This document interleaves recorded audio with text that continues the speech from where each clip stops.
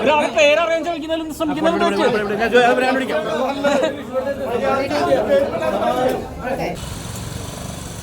ഞങ്ങളുടെ സ്വാതന്ത്ര്യദിന റാലിയാണ് വരുന്നത്.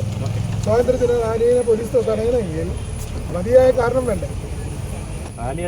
അത് ഞങ്ങൾ അപ്പോൾ 460 കോടി രൂപ ഞങ്ങൾക്ക് പോയതിൻ്റെ വിഷമം ഞങ്ങൾ ഓരോരുത്തരായിട്ട് പോയി പറഞ്ഞാൽ ശരിയാവോ?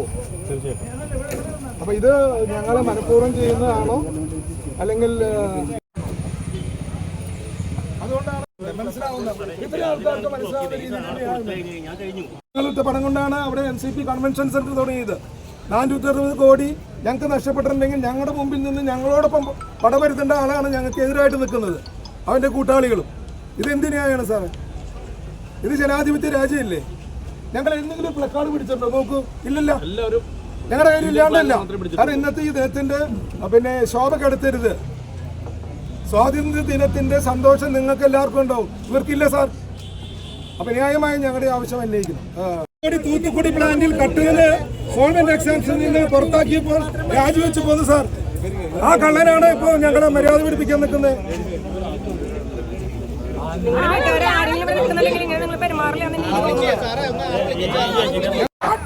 തിരിച്ചു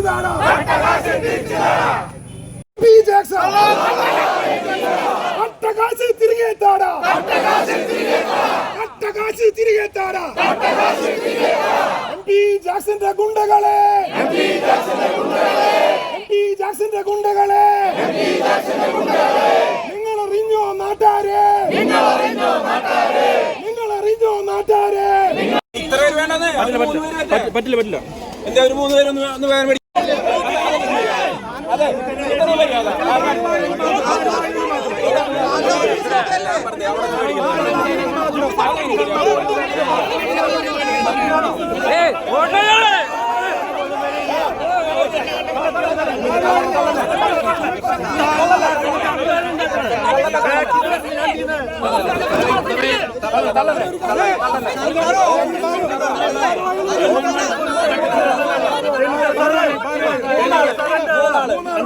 ഞങ്ങളുടെ പൈസ നിങ്ങളാണ് പറ്റിയിരിക്കുന്നത്.